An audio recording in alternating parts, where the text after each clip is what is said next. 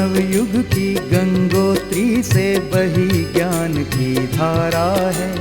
हम युग का निर्माण करेंगे, यह संकल्प हमारा है। हम बदलेंगे, युग बदलेगा, यही हमारा नारा है। सद्विचार घर घर पहुँचाएं, यह कर्तव्य हमारा है।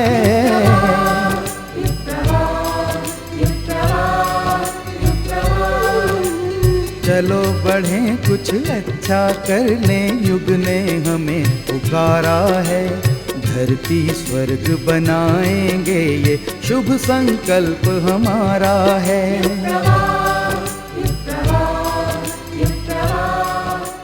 पूज्यवर के अमृत वचनों को सुनते हैं अमृत वाणी में। ये युग संधि जिस समय आप यहाँ बैठे हुए हैं और ये इस प्रवचन में शामिल हो रहे हैं और ये निवेदन आप सुन रहे हैं, वो ये समय है, इसको युग संधि का समय कह सकते हैं, युग परिवर्तन का समय कह सकते हैं। युग परिवर्तन के समय में किसी शक्ति ने क्रमशः संदेश मनुष्य जाति के लिए भेजे हैं और हर बसंत पंचमी पर उनका एक एक संदेश एक एक चरण में आया है। अभी काम कितना हो गया, काम जो हो गया है वो तो ठीक है, लेकिन अभी काम जो करना बाकी है, समय को, भगवान को और उसी के सहायक होने के नाते आपको भी युग संधि का एक बड़ा काम करना है। ये 12 वर्ष हैं, ये 12 वर्ष जो आज बसंत पंचमी से प्रारंभ होते हैं और अगले 12 वर्षों तक सन 2000 के अंत तक ये समय चलता रहेगा। इसमें क्या होगा, इसमें बहुत बड़े काम होंगे, परिवर्तन की तैयारियां होंगी। और परिवर्तन दिखाई कब पड़ेगा, दिखाई पड़ने के लिए अभी समय बाकी है। 12 वर्ष ये बड़ी तैयारियों का समय है, ये बड़ी तैयारी का समय है। राम को भी 12 वर्ष के लिए वनवास हुआ था और पांडवों को भी 12 वर्ष के लिए वनवास हुआ था। ये भी लगभग 12 वर्ष जो इस साल से प्रारंभ होते हैं और ये 12 वर्ष तक सन 2000 के अंत तक चले जाएंगे। इस बीच को भी आप लोगों के लिए, सबके लिए वनवास का काल कहा जा सकता है। वनवास में क्या होती थी कि अपनी घरेलू और निजी समस्याओं को भूल गए। कौन भूल गए थे? रामचंद्र जी भी भूल गए थे, लक्ष्मण जी भी भूल गए थे, सीता जी भी भूल गई थी। घरेलू काम काजों को सब भूल गए थे और किसी बड़े काम में लग गए थे। और पांडवों के वनवास में भी वो अपने घरेलू काम को भूल गए थे, दुकान को भूल गए थे, व्यापार को भूल गए थे, खेती बाड़ी को भूल गए थे, व्यापार को भूल गए थे और केवल भगवान के कामों में लग गए थे। ये 12 वर्ष ऐसे ही हैं कि जिसमें भगवान के कामों में ही हम सबको संलग्न होना चाहिए। फिर क्या होना है, बहुत बड़ी संभावना होने वाली है। 21वीं सदी जिसको हम कहते हैं, उसमें आप देखेंगे कि जो विशाल भारत, महाभारत जिसको कहते हैं, विशाल भारत जिस रूप में बना था उससे भी बड़े रूप में विश्व भारत बन के दिखाएगा। एक 21वीं सदी अब समीप आ रही है।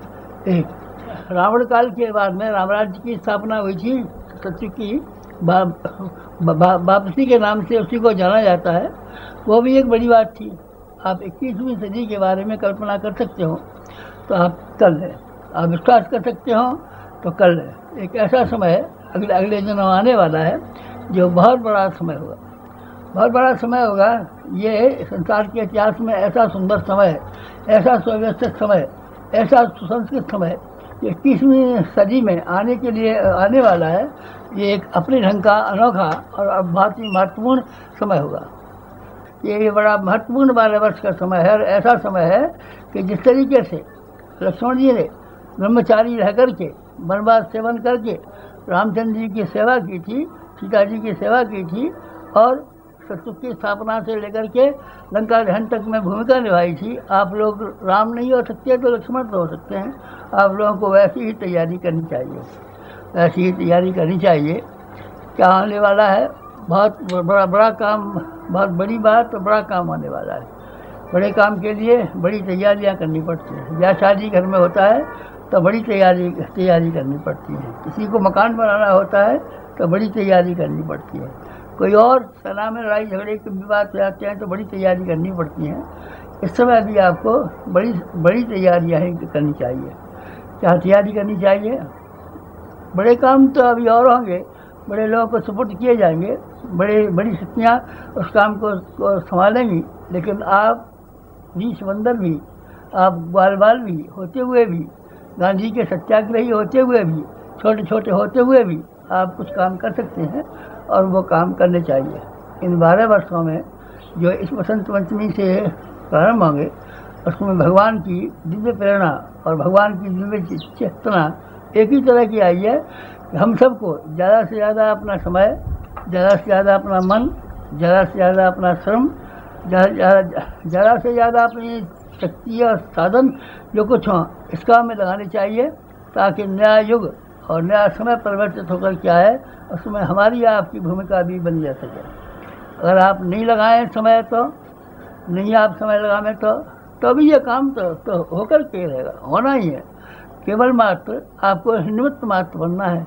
निमित्त बनने में कोई दिक्कत हो तो बात अलग है, लेकिन श्रेय में आपको शामिल होने में मैं सोचता हूँ कोई आपको आपत्ति नहीं होनी चाहिए। अर्जुन यही कह रहा था, गीता आपने पढ़ी है ना, गीता के पढ़ने में आखिर में सबसे ज़्यादा मार्मिक स्थल गीता में यह है कि जिसमें भगवान श्री कृष्ण ने जब ज़्यादा बहस होने लगी कि युद्ध में मैं खड़ा हूँ कि न हूँ, और तीर चलाऊँ कि नहीं चलाऊँ, और करूँ कि न करूँ, तो एक बात काम की गई है। सबसे महत्वपूर्ण बात गीता में ये की है कि देख, इनको दुर्योधना को और विरोधियों को मैंने मार करके डाल दिया है, ये मरे हुए रखे हैं, इनको मारने का श्रेय तुझे लेना हो तो तू ले, तू नहीं लेगा श्रेय तो अभी ये किसी न किसी प्रकार से सब काम पूरे हो जाएंगे, नया युग भी आ जाएगा, जो बुरा युग है वो समाप्त भी हो जाएगा।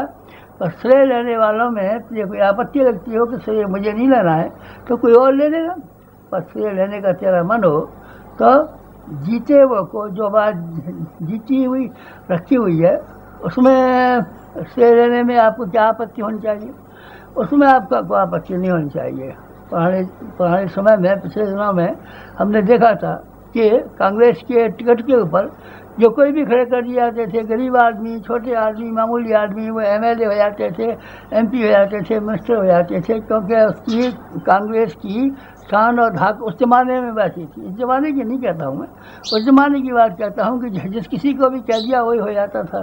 क्योंकि उसके पीछे हर आदमी की श्रद्धा, हर आदमी का विश्वास, भगवान की प्रेरणा और समय की मांग जुड़ी हुई। उसके साथ में जो लोग शामिल हो गए वो नफ़े में रहे, नुकसान में रहे नहीं।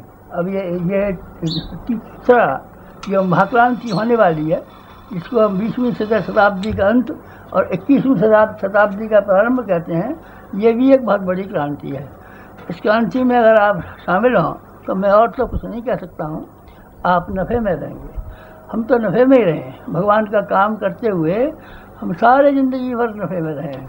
तो हमने अपना शरीर भगवान के लिए लगाया तो आपको शरीर में कोई नुकसान पड़ा नहीं। 80 वर्ष की उम्र में हम 12 घंटे भी काम कर लेते हैं और एक जवान आदमी की तरीके से किसी तरीके से ये अपने आप में अनुभव नहीं करते कि हमारा शरीर या मन कोई कमज़ोर हो गया है। आप भी अगर हमने अपना शरीर और मन भगवान के लिए लगाया न होता तो हम नहीं कह सकते हैं कि शरीर में ये स्थिति बन जाती कि नहीं बन जाती। जा से लड़के हैं, किसी को निमोनिया हो गया, किसी को टीबी हो गई, किसी को कैंसर हो गया, मर मरा करके जन्म में चले जाते हैं। लेकिन अभी हम मैदान में खड़े हुए हैं, क्योंकि हमने अपना शरीर भगवान के लिए लगाया और भगवान ने अपना शरीर हमारे भीतर लगा दिया। और क्या हुआ? और आपने देखा नहीं, जो कुछ लगाया है उससे बोया काटा वाली बात हम कहते रहते हैं कि जो बोया वो काटते रहे। बस एक ही बात मैं कह रहा हूँ आपको, मैंने अपने सारे ज़िंदगी में एक ही रहस्य ढूंढा है, एक ही सफलता पाई है कि भगवान के काम में जो उनकी समय की आवश्यकता के रूप में, ये समय की आवश्यकता है। भगवान ने अर्जुन से कहा था कि तू खड़ा हो जा, वो खड़ा हो गया तो निहाल हो गया। भगवान ने हनुमान से कहा था तू खड़ा हो जा, तो वो निहाल हो गया। आपके लिए भी ऐसा ही संदेश इस वसंत पंचमी का है। आप इस वसंत पंचमी को कमर बांध करके खड़े हो जाए और बजाय इसके कि हमारा पेट कैसे भरेगा, हमारी औलाद का क्या होगा, हमारा पेट कैसे भरेगा, हमारा औलाद का क्या होगा, आप जरा भी मत चिंता कीजिए, आपका पेट भी भरेगा और आपकी औलाद भी भरेगी। हमारा पेट भी भरा है और हमारी निजी औलाद ही नहीं, ये लाखों और करोड़ों की संख्या में जो औलादें हैं ये फल रही हैं और फूल रही हैं। आपके बच्चे का पालन न हो और आपका गुजारा न हो और आपका कुटुंब का पालन न हो, इस छोटी संकीर्णता को आप निकाल सकें तो इस बसंत पंचमी के समय पर निकाल दें। इस समय के लिए कुछ काम सौंपे हैं आपको, छोटे छोटे काम सौंपे हैं। क्या काम सौंपे हैं? एक तो ये सौंपा है कि आप छोटे छोटे संगठन बना लें। संगठनों के बिना काम चलेगा नहीं। प्रज्ञा मंडल आपको, आप जहाँ कहीं भी रहते हैं 5 आदमी इकट्ठे करके एक प्रज्ञा मंडल बना लें और साप्ताहिक सत्संग को शुरू कर दें, जिससे कि हमारे विचार न केवल आप लोगों तक सीमित रहें, तो आप लोगों के माध्यम से अनेक लोगों तक पहुँचना शुरू हो जाए। ये आप हमारी बात सुन रहे हैं ना, ये मशीनें बोल रही हैं ना। हाँ, तो क्या है, आपका भी प्रत्येक प्रज्ञा मंडल और प्रत्येक साप्ताहिक सत्संग वही काम करने लगे, जिससे कि हमारी विचारधारा और युग की विचारधारा, भगवान की विचारधारा और जो अगले समय में होने वाला है उसके संबंध में आवश्यक जानकारी लोग प्राप्त करने में समर्थ हो सकें, और न केवल जानकारी प्राप्त कर सकें पर उसमें भूमिका निभाने में भी समर्थ हो सकें। इसीलिए 2 काम तो आपको करने चाहिए। आप अपना समय निकालिए और अपने साधन निकालिए। आपका समय चाहिए, आपके साधन चाहिए। इस बसंत पंचमी के समय पर एक ही हमारा संदेश है और एक ही भगवान का अनुरोध आपसे है कि आप अपने समय का एक अंश और अपने साधनों का एक अंश भगवान के लिए निकालें, अर्थात नया युग बदलने के लिए, नया युग परिवर्तन के लिए जिन कामों के लिए आपके समय और साधनों की जरूरत पड़ रही है उसके लगाने में संकोच न करें। आप प्रज्ञा मंडल का गठन कर लें अपने यहाँ 5 आदमियों का, और साप्ताहिक सत्संगों का क्रम नियमित रूप से चलाना शुरू कर दें, ताकि हमारी आवाज़, ताकि हमारी वाणी भगवान का संदेश, युग का संदेश अधिकाधिक लोगों तक पहुंचाया जा सके और सम्मिलित होने की शक्ति इकट्ठी होकर के देवी दुर्गा का प्रकटीकरण बन सके। जैसे कि देवताओं की शक्ति इकट्ठी होकर के एक दुर्गा प्रकट हुई थी, उसे सब राक्षसों को बता के भगा दिया था। आज की समस्याओं का समाधान करने के लिए और निराकरण करने के लिए ऐसी ही संगठन की शक्ति की आवश्यकता है। उसके लिए आपको आह्वान किया गया है। और क्या कहें कि मील के पत्थर हैं हमारी जिंदगी के। ये 65 मील के पत्थर हमने पार कर लिए। अखंड दीपक जिस बसंत पंचमी को स्थापन की थी उसके बाद में हर बसंत पंचमी को एक कदम उठाते चले आ रहे हैं, और ये बसंत पंचमी इसमें क्या हमको नया कदम उठाना पड़ रहा है, वो ये है कि आप प्रज्ञा मंडलों का गठन, दीप यज्ञों का समारोह और साप्ताहिक सत्संगों का क्रम बिठाएं, ताकि युग संधि के समय पर जो काम करना है आपको, जिन बुराइयों से निपटना है आपको, या अच्छाइयों की स्थापना करनी है आपको, जो खेत में बोना है, जो कि 21वीं शताब्दी में नई फसल लेकर के आया है और नए बगीचे की तरीके से फल फूलों से लदा हुआ है, उसके लिए काम करने का ठीक यही 12 वर्ष समय है। इन 12 वर्षों में से जब तक आप जिंदा रहें उतना समय में जो कुछ भी आप बड़े से बड़ा त्याग कर सकते हो, अनुदान कर सकते हो, भगवान के खेत में बोएं, ताकि वो 1000 गुना होकर के, लाख गुना उसी तरह आपके ज़िंदगी में आए जैसे कि हमारी ज़िंदगी में आया।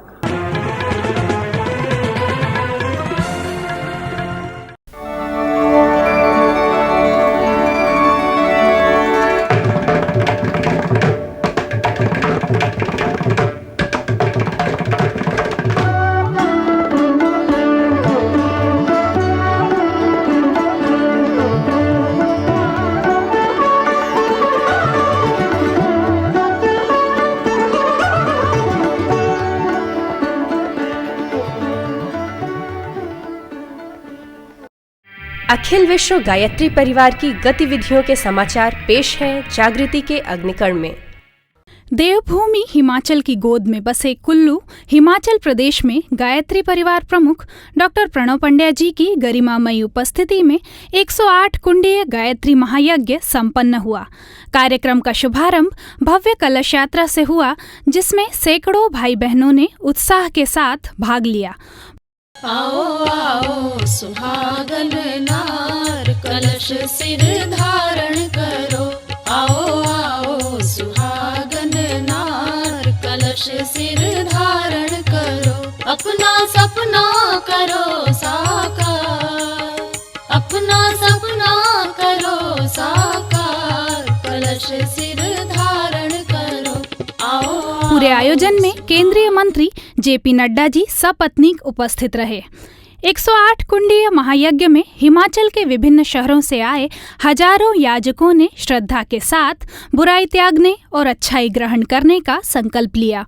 इस अवसर पर गायत्री परिवार प्रमुख डॉक्टर प्रणव पंड्या जी ने संस्कार परंपरा के पुनर्जीवन पर प्रकाश डालते हुए कहा कि भगवान राम ने हिमाचल प्रदेश में मुनि वशिष्ठ के आश्रम में शिक्षा ली थी। वहीं आज सामाजिक परिवर्तन हेतु कार्य चल रहे हैं।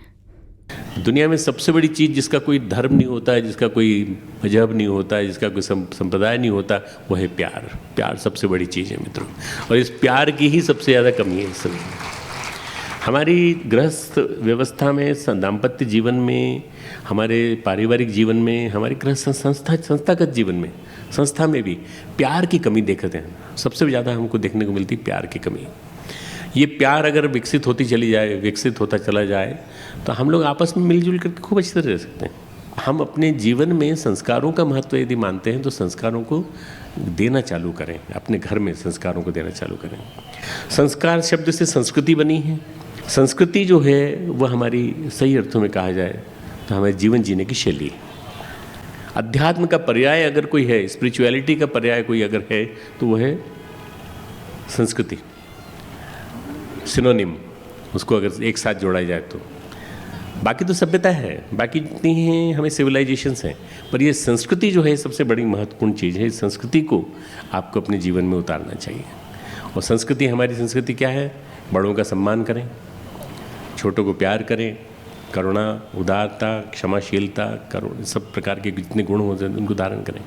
मित्रों, युवा का निर्माण तब चालू हो जाता है जब बच्चा घर में भी नहीं आता तो उससे पहले चालू हो जाता है, माँ के माध्यम से, पिता के माध्यम से, इन सब के माध्यम से। इसलिए ये बहुत सूक्ष्म विज्ञान है। हमारे दैनंदिन जीवन में छोटे छोटे से संस्कार, सूक्ष्म संस्कार, बहुत ही माइन्यूट छोटे छोटे से संस्कार हमारे जीवन में बहुत बड़ा रोल प्ले करते हैं, बहुत बड़ी भूमिका निभाते हैं। यदि हमने उनको महत्व दिया तो, यदि हमने उनको जीवन में उतारा तो, और जीवन में यदि उतारेंगे तो आप देखते जाएंगे कि देखते देखते आपका बच्चा महान बनता चला जाएगा। कुल्लू महायज्ञ के अवसर पर ईद के दिन दीप महायज्ञ का आयोजन भी संपन्न हुआ, जिसमें राष्ट्रीय एकता का परिचय देते हुए गायत्री परिवार प्रमुख डॉक्टर प्रणव पंड्या जी ने जिलाधीश श्री यूनुस खान को देव मंच पर बुलाकर ईद की मुबारकबाद दी और उन्हें गले लगाकर समस्त मुस्लिम समाज को गायत्री परिवार की ओर से ईद की शुभकामनाएं दी। रणबांकुरों की भूमि राजस्थान के बागड़ क्षेत्र के वनवासियों में देवत्व के जागरण के लिए देव संस्कृति विश्वविद्यालय के प्रतिकुलपति डॉक्टर चिन्मय पंड्या जी डूंगरपुर के सागवाड़ा पहुंचे। वहां आयोजित 151 कुंडीय गायत्री महायज्ञ में आसपास के 25,000 से अधिक वनवासियों ने यज्ञ भगवान को आहुतियां समर्पित की। इस अवसर पर गायत्री शक्तिपीठ सागवाड़ा में डॉक्टर चिन्मय पंड्या जी ने भगवान महाकाल की प्राण प्रतिष्ठा की। शिवाय हर हर भोले नमः शिवाय ओम नमः शिवाय। इस अवसर पर डॉक्टर चिन्मय पंड्या जी ने युवाओं को वीर भूमि की गरिमा के अनुरूप आदर्श जीवन जीने और समाज सेवा के क्षेत्र में आगे बढ़ने हेतु प्रेरित किया। ये समय आपका जॉइंट अकाउंट एस्टेब्लिश करने का समय है। आपके गली में किसी की दुकान है, उसके साथ आप जॉइंट अकाउंट खोलें तो उनके बैंक में जितने पैसे हैं उतने आपके पास मिल जाते हैं। उनके पास 2,500 है, आपको 2,500 मिल जाएंगे। उनके पास 25,000 है, आपको 25,000 मिल जाएंगे। करोड़पति के साथ आप खोलेंगे तो आप करोड़ के हकदार बन जाएंगे। अरबपति के साथ आप खोलेंगे, अरब के हकदार बन जाएंगे। खरबपति के साथ आप खोलेंगे, खरब के हकदार बन जाएंगे। भगवान के साथ आप खोलेंगे दोस्तों, आप भगवान की शक्तियों के अधिकारी बन जाएंगे। गुरु के साथ आप खोलेंगे तो आप गुरु की शक्तियों के अधिकारी बन जाएंगे। ये जो दीक्षा हो रही है ये सिर्फ आपका संबंध नहीं है, गुरु भी आपके साथ संबंध को स्थापित करने जा रहा है। ये समय आपका जॉइंट अकाउंट एस्टेब्लिश करने का है। गायत्री परिवार यूथ ग्रुप कोलकाता द्वारा सतत 350 सप्ताहों से चलाए जा रहे एनवायरमेंटल संडे का 350वां सप्ताह विक्रमपुर के विशालाक्षी मंदिर परिसर में स्थानीय विधायक, चेयरमैन आदि गणमान्यों के बीच संपन्न हुआ। इस सप्ताह को 2001 वृक्ष लगाकर मनाया गया। अखिल विश्व गायत्री परिवार द्वारा चलाए जा रहे वृक्ष गंगा अभियान के अंतर्गत इस ग्रुप द्वारा अब तक 35,000 से अधिक वृक्ष लगाए जा चुके हैं। शांतिकुंज हरिद्वार के तत्वावधान में पश्चिम जोन के अंतर्गत गुजरात जोन द्वारा परम पूज्य गुरुदेव की पुण्यतिथि गायत्री जयंती पर बेटी बचाओ बेटी पढ़ाओ दीप यज्ञ का आयोजन एक साथ एक समय पर किया गया। इसी कड़ी में जामनगर के लखी तालाब के प्रांगण में विराट दीप यज्ञ का आयोजन संपन्न हुआ। इस अवसर पर गायत्री शक्तिपीठ जामनगर की सरोजबेन मिस्त्री ने बेटी की महत्ता पर प्रकाश डालते हुए अपने विचार व्यक्त किए। वृक्षगंगा अभियान के तहत बुरहानपुर देश का एकमात्र ऐसा जिला है जिसके माध्यम से अब तक 108 पहाड़ियां हरी भरी बनाई जा चुकी है। इसी कड़ी में मध्य प्रदेश के मुख्यमंत्री श्री शिवराज सिंह चौहान जी द्वारा 2 जुलाई को एक साथ 6 करोड़ वृक्ष लगाने का अभिनव संकल्प लिया गया, जिसमें सहभागिता करते हुए झीर पजरिया पहाड़ी में श्री राम गुरुकुल के बच्चों द्वारा 1500 वृक्ष लगाए गए।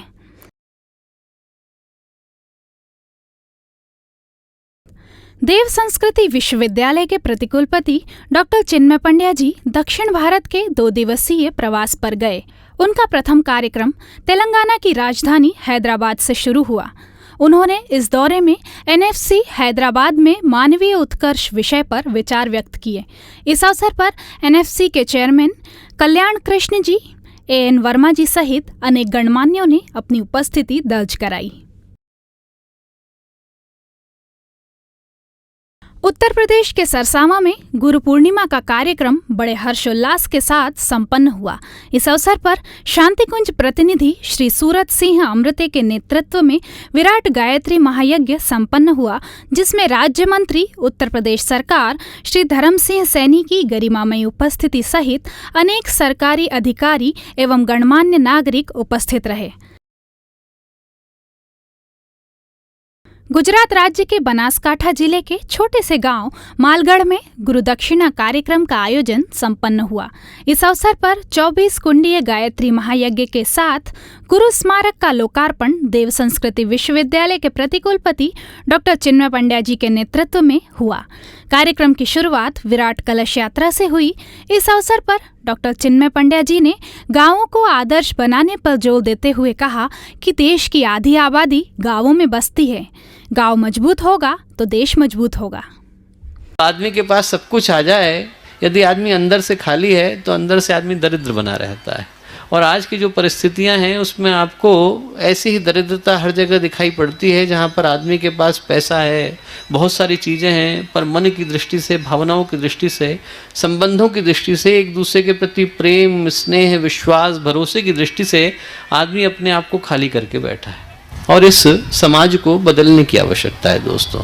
यदि हर कोई ये सोचेगा कि यही सही तरीका है कि मेरा स्वार्थ दूसरे के ऊपर सर्वोपरि है और मुझे अपनी चीज़ों को भरने की आवश्यकता है, तो दुनिया हमारे देखते देखते कंगाल हो जाएगी और उसका उद्धार करने के लिए कोई आगे आने वाला नहीं।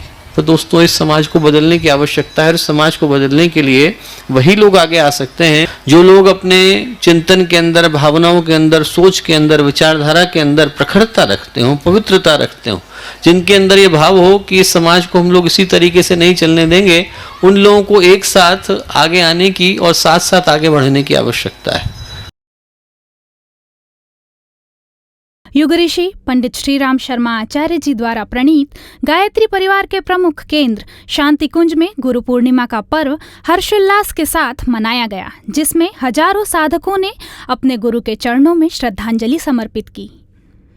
मुख्य कार्यक्रम का शुभारंभ गायत्री परिवार प्रमुख श्रद्धेय शैलजी जी और श्रद्धेय डॉक्टर प्रणव पंड्या जी ने गुरु सत्ता के पावन स्मारक प्रखर प्रज्ञा सजल श्रद्धा पर पुष्पांजलि अर्पित कर किया। इस अवसर पर श्रद्धेय अजी जी ने गुरु और शिष्य के अटूट संबंधों पर अपने विचार प्रस्तुत किए। आज का पर्व व्यास पूर्णिमा के नाम से कहा जाता है। आज के दिन व्यास जी का जन्म हुआ। जन्म के साथ साथ एक जो इतिहास के पन्नों में पहली बार हुआ, वो उन्होंने संचित ज्ञान का संकलन और संपादन इस तरह से किया कि उनको लेखन के लिए व्यास जी की जरूरत पड़ी। उसका लेखन व्यास जी ने किया। इतने साहित्य का जब वेद समझ में नहीं आए तो पुराण, महाभारत, ब्रह्मसूत्र, श्रीमद् भागवत, ये सब लिखने के बाद वो जो विराट रूप था, वो आज के दिन पैदा हुआ था। व्यास उसको कहा जाता है जो स्वयं सच्चरित्र हो, अपनी वाणी, अपनी लेखनी और अपने आचरण से लोगों की दिशा धारा बदलने की सामर्थ्य रखता हो, उसको व्यास की संज्ञा दे दी जाती है, उसको गुरु का स्थान भी दिया जाता है। जब शिष्य गुरु की सामर्थ्य और शिष्य की श्रद्धा दोनों मिलती हैं तब अद्भुत परिणाम लेके आती हैं। श्रद्धेय डॉक्टर साहब ने आने वाले वर्ष में परम पूज्य गुरुदेव के कार्यों को कैसे किया जाए इस पर मार्गदर्शन दिया। मित्रों, 2026 के आसपास दुनिया बदलने वाली है, बहुत बदलने वाली है। इसके बदलने वाली दुनिया के साथ आप साधक बन जाइए, आप साधक बन जाइए और आज से आप साधना का क्रम चालू करिए। 5 माला आज से एक्स्ट्रा करिए। 5 माला, उसके बदले में अगर न हो सके तो 5 गायत्री चालीसा का पाठ, ये तो 50 मंत्र लेखन, गायत्री मंत्र लेखन, जितना आपसे हो सके। इसके साथ साथ स्वाध्याय करना है। किन किन किताबों को स्वाध्याय करना है वो किताबें मैंने लिख दी हैं। इसके साथ साथ आपको आराधना करनी है, साधना, उपासना, आराधना। आराधना में युवा शक्ति को आगे बढ़ाना है आपको। युवा शक्ति आगे बढ़े, युवा शक्ति, युवा आंदोलन जो हमने चालू किया है इसको गति मिले और इसके साथ साथ आपको नारी शक्ति को कन्या कौशल के माध्यम से, नारी कौशल के माध्यम से उनको अपने पैरों पे खड़ा करने की बात सोचनी है और अंत में गुरुदेव के विचारों को घर घर पहुंचाइए। गायत्री ज्ञान मंदिर सिकंदराबाद में नवनिर्माण हेतु युगवेद व्यास भवन का भूमि पूजन देव संस्कृति विश्वविद्यालय के प्रतिकुलपति डॉक्टर चिन्मय पंड्या जी के कर कमलों द्वारा किया गया। इस अवसर पर सैकड़ों परिजनों को संबोधित करते हुए गुरु के ज्ञान शरीर सत साहित्य को जन जन तक पहुंचाने हेतु परिजनों का आह्वान किया गया। कार्यक्रम में दक्षिण जोन के अग्रणी श्री अश्विनी सुब्बाराव उपस्थित रहे। साथ ही गायत्री चेतना केंद्र मुसापेट तथा गायत्री परिवार हैदराबाद द्वारा श्रृंगी ऋषि भवन में आयोजित गुरु पूर्णिमा कार्यक्रम को भी डॉक्टर चिन्मय पंड्या जी ने संबोधित किया।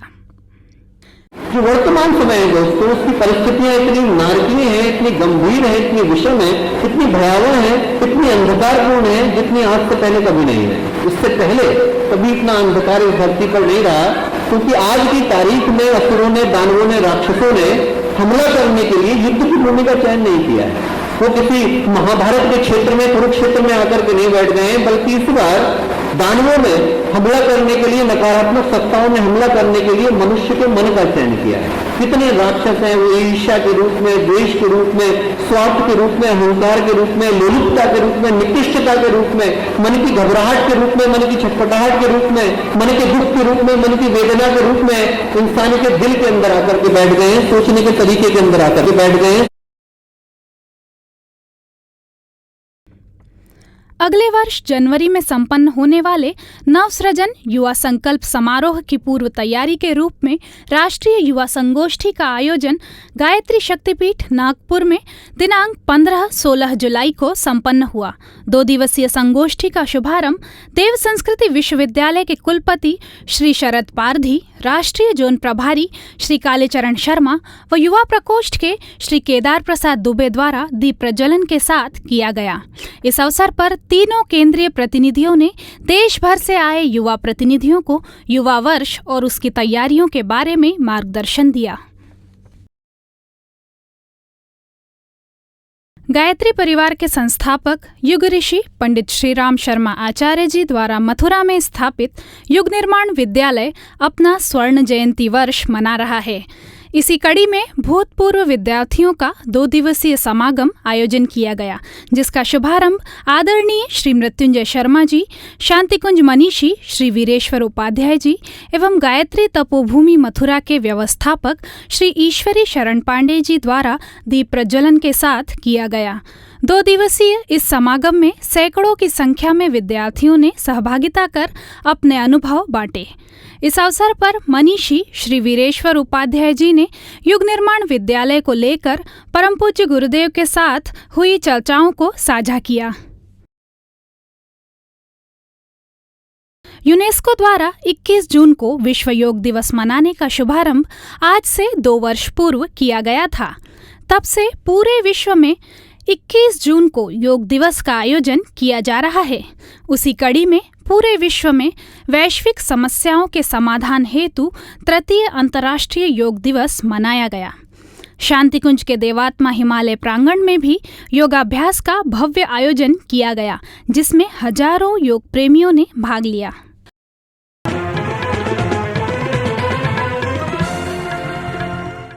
अच्छाइयाँ देखिए, अच्छाइयाँ फैलेंगी। जैसा हम देखते, सुनते या व्यवहार में लाते हैं, ठीक वैसा ही निर्माण हमारे अंतर जगत का होता है। जो जो वस्तुएं हम बाह्य जगत में देखते हैं, हमारी अभिरुचि के अनुसार उनका प्रभाव पड़ता है। प्रत्येक अच्छी मालूम होने वाली प्रतिक्रिया से हमारे मन में एक ठीक मार्ग बनता है। क्रमशः वैसा ही करने से वो मानसिक मार्ग दृढ़ बनता जाता है। अंत में वो आदत बनकर ऐसा पक्का हो जाता है कि मनुष्य उसका कृतदास बना रहता है। जो व्यक्ति अच्छाइयाँ देखने की आदत बना लेता है, उसके अंतर जगत का निर्माण शील, गुण, दैवी तत्वों से होता है। उसमें ईर्ष्या, द्वेष, स्वार्थ की गंध नहीं होती। सर्वत्र अच्छाइयाँ देखने से वो स्वयं शील गुणों का एक केंद्र बन जाता है। अच्छाई एक प्रकार का पारस है। जिसके पास अच्छाई देखने का सद्गुण मौजूद है, वो पुरुष अपने चरित्र की प्रभा से दुराचारी को भी सदाचारी बना देता है। उस केंद्र से ऐसा विद्युत प्रवाह प्रसारित होता है जिससे सर्वत्र सत्यता का प्रकाश फैलता है। नैतिक माधुर्य जिस स्थान पर एकीभूत हो जाता है, उसी स्थान में समझ लो कि सच्चा माधुर्य तथा आत्मिक सौंदर्य विद्यमान है। अच्छाई देखने की आदत सौंदर्य रक्षा एवं शील रक्षा दोनों का समन्वय करने वाली है। यदि संसार में लोग विवेक से नीर क्षीर अलग करने लगें और अपनी दुष्प्रवृत्तियों को निकाल दें, तो सतयुग आ सकता है। अखंड ज्योति, नवंबर 1946, पृष्ठ 19।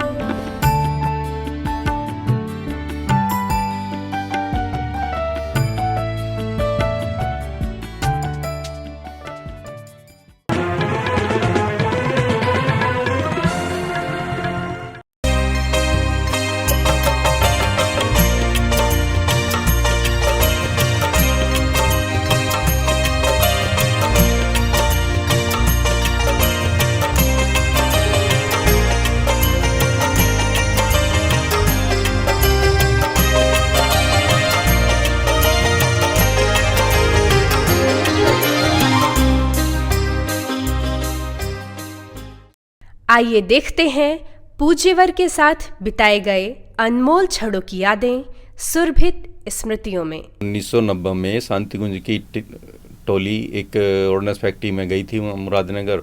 उसमें हम अपनी माताजी के साथ चले गए थे। हमें पता नहीं था वहाँ क्या दीक्षा होती है, क्या गुरु हैं, क्या किसको क्या करना। बस मम्मी ले गई हमको, वहाँ हमारी दीक्षा हो गई। वहाँ हमको मंत्र दे दिया गया। बस हमें पता नहीं था गायत्री मंत्र क्या होता है, कैसे वो लाभ हुआ। वहाँ जा गए तो उन्होंने बताया, हमें पता पड़ा, तो उसको हमने वहाँ उसी दिन से 3 माला शुरू कर दिया, जिन्हें उदाहरण कर लिया। सब कुछ पूर्णतः कम्प्लीटली हमारा सही तरीके से हो गया। धीरे धीरे पढ़ाई का प्रेशर बढ़ता गया, तो ये चीज़ धीरे धीरे छूट गई है। उसके बाद 2006 में फिर दोबारा हमारी स्टार्टिंग हुई है। और 2006 के बाद जब हमने स्टार्टिंग करी है, अचानक एक दिन ऐसे बैठे बैठे शॉप में एक दिन दिमाग में आया था कि मैंने कहा ये मम्मी हमारी 9 दिन का सत्र 9 दिन व्रत रहती हैं, ये कैसे इतनी भूखी प्यासी रह लेती है। कोई आदमी 9 दिन तक कैसे रह पाएगा, कैसे रह लेती हैं, कैसे व्रत कर लेती हैं। तो हमें समय मिला, खाली समय हो गया, जीवन में कुछ ऐसी घटना घटी तो हम खाली थे। मैंने कहा नवरात्रे शुरू हो गए थे, हमारी मम्मी ने व्रत रहना शुरू कर दिया था। तो हमने सोचा हमारे पास समय है तो हम भी व्रत करके देख लेते हैं, इस बार होते हैं नहीं होते। हमने स्टार्टिंग करा तो हम शॉप पर बैठे थे तो सोचते रहते थे कि एकदम अचानक हमारे दिमाग में क्लिक करा कि मम्मी गायत्री को जपती हैं, कि हम गायत्री मंत्र मन में बोलते हैं। तो हमने टाइम निकाला, भाई हमने पढ़ा गुरुदेव की कर्म कांड में से थोड़ा बहुत उसके बारे में। फिर ये देखा कि भाई इतने हज़ार आपको करने हैं 9 दिन में 24,000। तो हमने उसका एवरेज निकाला था कि कितने समय में हम गायत्री मंत्र का उच्चारण करते सकते हैं, कितने समय में कर लेंगे। तो हमने इतना थोड़ा सा बहुत स्टार्टिंग करा उसको, और उसे लेकर के हमने व्रत शुरू कर दिया। बस स्टार्टिंग वहाँ से हो गई। फिर तो दिनों दिन प्रगति होती चली गई और आज आनंद में है गुरुदेव की कृपा से। 20 जनवरी सन 2012 को ऐसे ही रात को सोते हुए 10 बजे अचानक ही ब्रेन हेमरेज हो गया हमको। ब्रेन हेमरेज होने के बाद में परिवार वाले हमें हॉस्पिटल में ले गए।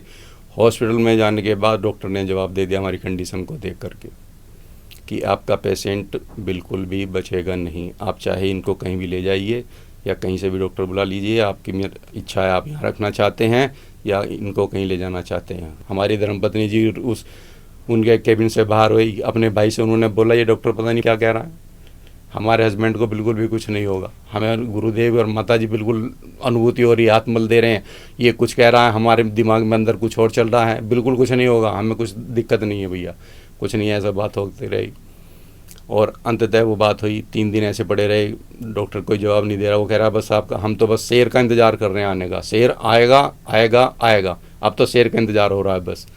लेकिन गुरुदेव को तो मंजूर कुछ और था, हमसे कुछ काम कराना चाहते थे, गुरुदेव हमें मौत के मुंह से खींच लाए और आज आपके सामने बैठे हुए हैं। उसके बाद 3 साल वो अनुभव हमें पहले हो गया था कि हमारे ज़िंदगी के अब 3 साल ख़राब होने वाले हैं, हम गुरुदेव के काम से वंचित होने वाले हैं। कुछ ब्रेन हेमरेज से पहले हमें ये अनुभूति हो गई थी, बस कुछ दिन बाद, अनुभूति होने के कुछ दिन बाद ही हमारे 3 साल ब्रेन हेमरेज हो गया। 3 साल हम खाट पे आ गए, बैठ गए, बस टिक गए, हाथ चले ना, बेकार, सब बेकार हो गए। एक दिन बैठे बैठे होली वाले दिन हम मन में सोच रहे थे कुर्सी पे, ना हम पे बैठा जाता था, ना हम पे हिला जाता था, ना कुछ कर पाते थे, हाथ सीधे, शरीर का राइट साइड जो था बिल्कुल बेकार हो गया, उससे कुछ काम नहीं कर सकते थे, अकड़ा रहता था हमेशा, कुछ नहीं कर पाते थे। बस गुरुदेव से एक दिन प्रार्थना कर रहे थे हम इसी बैठे बैठे होली वाले दिन, गुरुदेव क्या आपने इसीलिए हमें स्टार्ट करा था इतनी जल्दी, अब तो हम कुछ करने लगे इतनी जल्दी, ऐसा कैसा हो जाएगा गुरुदेव, हम ऐसी ज़िंदगी नहीं चाहिए हमें, या तो हमें बचाते, नहीं बचाया तो फिर हमें आगे बढ़ाइए।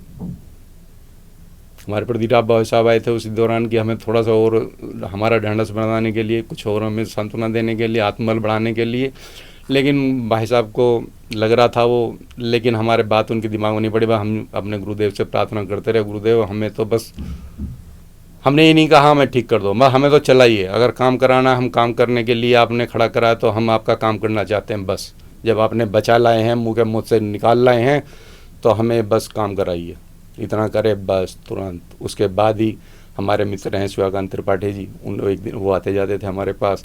एक दिन ऐसी गुरुदेव का बस पढ़े गुरुदेव का साहित्य पढ़ते रहते थे, गुरुदेव को पढ़ा बस, और कुछ कर ही नहीं सकते थे, ना चल सकते थे, ना आ जा सकते थे, कुछ भी नहीं कर सकते थे। लेकिन गुरुदेव का चमत्कार ऐसा हुआ, ब्रेन हेमरेज भी हो गया और डॉक्टर ने 10 दिन के बाद हमें बुलाया, डॉक्टर के पास 10 दिन के बाद गए। डॉक्टर हमसे बोला, त्यागी जी बड़े भाग्यशाली हैं आप, तो ऐसा पेशेंट हमने अपने जीवन में, ऐसा केस नहीं देखा जीवन में, कि ये काम हमारी लाइफ में पहला ऐसा है जो असंभव को संभव हुआ है। आपकी कोई उम्मीद नहीं थी बचने की, कोई सत्ता ऐसी है जो आपको मुँह के मुँह से खींच लाई है। अब हम उनको क्या बताएं कि हम किस सत्ता से जुड़े हुए हैं। हमने कहा हम अपने गुरुदेव से जुड़े हुए हैं, हमारे गुरुदेव जिससे जो काम कराने हैं उसको काम करा के रहेंगे वो काम। और इतना आप में परिवर्तन इतने दिन में, तो ये तो कमाल है भाई वास्तव में। तो हमारा विश्वास और प्रगाढ़ हो गया और पहले से भी ज़्यादा डबल हो गया। अगर हम किसी को नहीं बताएं कि हम लोग बीमार हैं, ब्रेन हेमरेज हुआ, तो किसी को यकीन नहीं होगा कि हम ब्रेन हेमरेज पेशेंट हैं, बिल्कुल किसी को कोई पता नहीं। हम स्कूल में टीचर हैं, बच्चों को ना पढ़ाते हुए कोई हमें कह सकता है कि हम बीमार हैं, ना कोई कुछ कह सकता है, ना हमारी मेमोरी पे कुछ फ़र्क पड़ा है किसी भी तरह का, कुछ नहीं फ़र्क पड़ा है, बिल्कुल याददाश्त भी। डॉक्टर क्या कह रहे थे और हम सामने क्या बात हो रही है, देखिए ये गुरुदेव का चमत्कार ही है।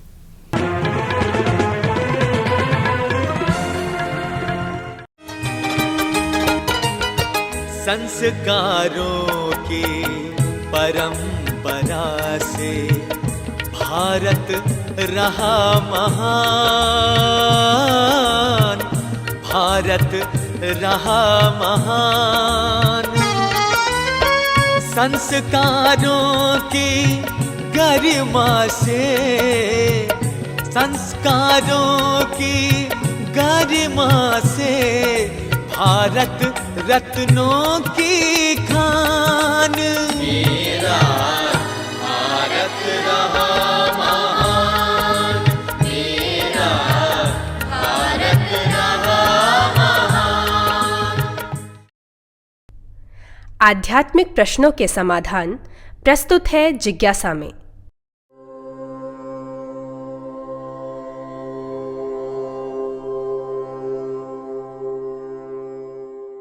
अवांछिता के कारण 2 माने जाते हैं अपने यहाँ। एक तो मानवीय अंतःकरण और सूक्ष्म वातावरण।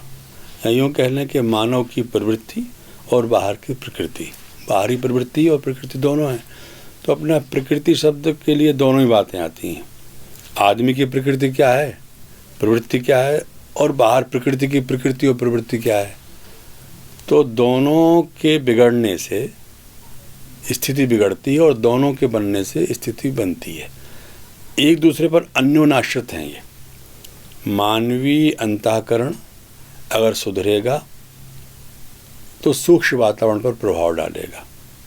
और यदि कभी कभी ऐसी घटनाएं घटी हैं कि बिगड़े अंतःकरण वाला व्यक्ति ऐसे सूक्ष्म वातावरण में पहुंच गया जो बहुत ही शानदार और उच्च स्थिति का था, तो या तो वो व्याकुल होकर वहाँ से भाग लिया, अथवा धीरे धीरे उसके अंदर बड़े विचित्र परिवर्तन आते चले गए, और ऐसे परिवर्तन जिनसे उस स्थिति में वो जिंदा रह सके, वहाँ ठहर सके, वहाँ रुक सके। ऐसी घटनाएं अनेक घटी हैं।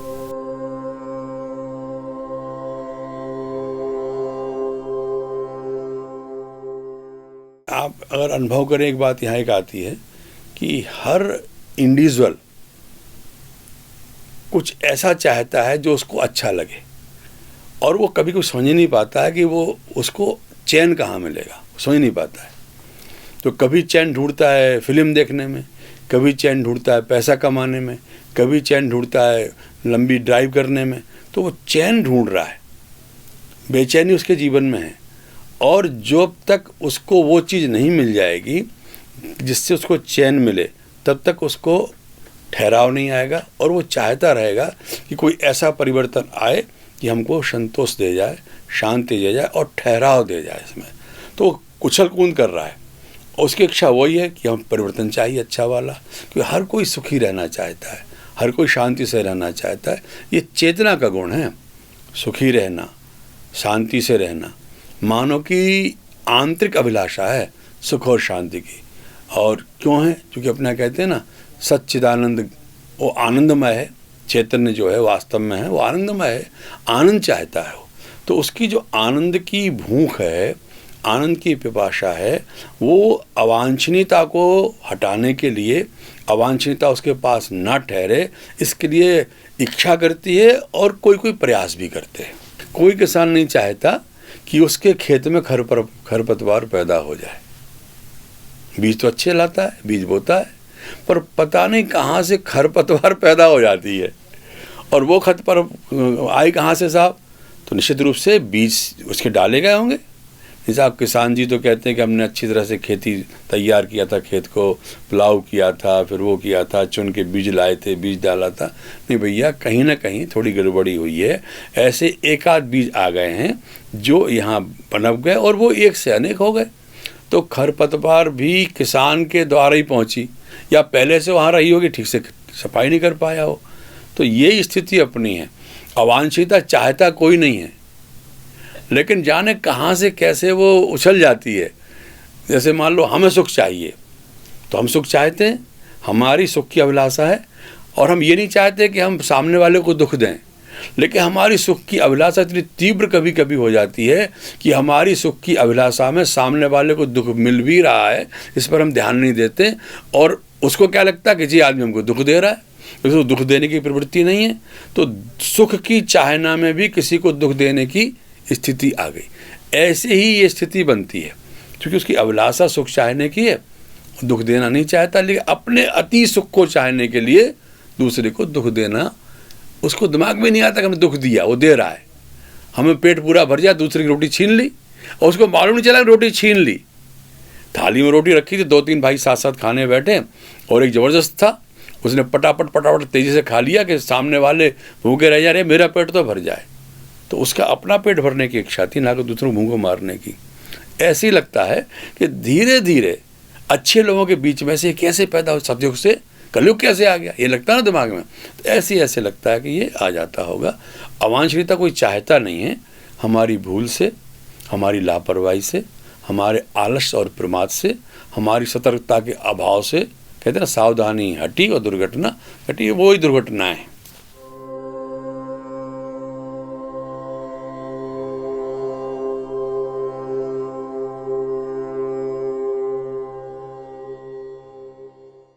आत्मशक्ति का विकास करने की आवश्यकता सच्ची मायने में तो यह है कि आत्मशक्ति को विकसित करने की आवश्यकता नहीं है। आत्मशक्ति के बाहर निकलने में जो अवरोध हैं, आत्मशक्ति के प्राकट्य में जो अवरोध हैं, आत्मशक्ति को सक्रिय होने में जो रोक रहे हैं, उन रुकावटों को, उन अवरोधों को हमें दूर करना है। ठीक है, तो इन अवरोधों को मिटाने में कौन सक्षम है? अनेक प्रकार की व्यवस्थाएं ऋषियों ने ढूंढी हैं कि ये आत्मशक्ति का प्राकट्य हो सके और आदमी सुख शांति से रह सके, अपने आसपास की अवांछनीयताओं को मिटाने का साहस कर सके, श्रम कर सके, उद्यम कर सके। ये आत्मशक्ति के बलबूते ही संभव है। तो अब ये आत्मशक्ति के अवरोध मिटे कैसे? वो एक ही बात है, आत्मशक्ति का विकास या आत्मशक्ति के प्राकट्य के लिए जो अवरोध है उनका नष्ट करना। तो इसमें गायत्री महाविद्या को सर्वश्रेष्ठ माना गया है। इस युग के जो अपने प्रणेता परम पूज्य गुरुदेव युग निर्माण के हैं, उन्होंने गायत्री महाविद्या को इसीलिए लिया है कि गायत्री महाविद्या एक ऐसी शक्तिशाली साधना है, ऐसी बड़ी विद्या है। विद्या ही अपने आप में मृत्यु से बचा लेती है, तो महाविद्या है। ये तो स्वयं को मृत्यु से बचा लेगी और अन्यों को भी मृत्यु से बचा लेगी। तो गायत्री महाविद्या के माध्यम से अपनी आत्मशक्ति के प्राकट्य में जो अवरोध है उनको मिटाया जा सकता है। ये निश्चित है, गायत्री महाविद्या ही एक सहारा बस्ती है जिससे हम आत्म विकास कर सकते हैं, आत्मशक्ति का प्राकट्य कर सकते हैं और उससे अवांछित मिटा सकते हैं।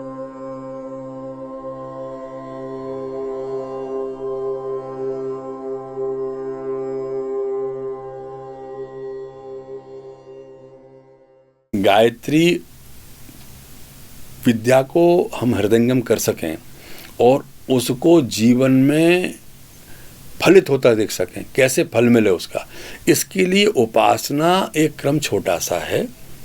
उपासना से गायत्री महाविद्या पूर्ण हो जाती है ऐसा नहीं कह सकते आप। उपासना तो किसी भी इष्ट की करते हैं, उपासना तो एक विधि है, लेकिन गायत्री मंत्र की उपासना का मतलब है कि गायत्री महाविद्या को समझना। गायत्री माने गाय कहते हैं प्राण को, जो प्राण का त्राण करे, ऐसी शक्ति को समझना, उसको निकट बैठाना या उसके निकट बैठना, उसका निरंतर अपनी चेतना में ध्यान करना, इसका नाम है उपासना। तो गायत्री महाविद्या या गायत्री शक्ति का जब हम ध्यान करते हैं, ख्याल करते हैं, उसका इमेजिन करते हैं, तो यही होता है कि प्रचंड प्राण शक्ति है। आपने चालीसा में पहले दोहा पढ़ते हैं ना, आपको याद होगा, उसमें शक्ति, प्रचंड शक्ति के रूप में गायत्री को ह्रीं श्रीं क्लीं मेधा प्रभा जीवन ज्योति प्रचंड शांति क्रांति जागृत प्रगति रचना शक्ति अखंड। तो ये जो परिभाषा है, ये गायत्री महाविद्या की बहुत ही सरलतम, गहन और उच्च कोटि की परिभाषा है। इसके एक एक शब्द को यदि इंसान समझ लेगा तो गायत्री महाविद्या का एक कंसेप्ट उसके दिमाग में बन जाएगा।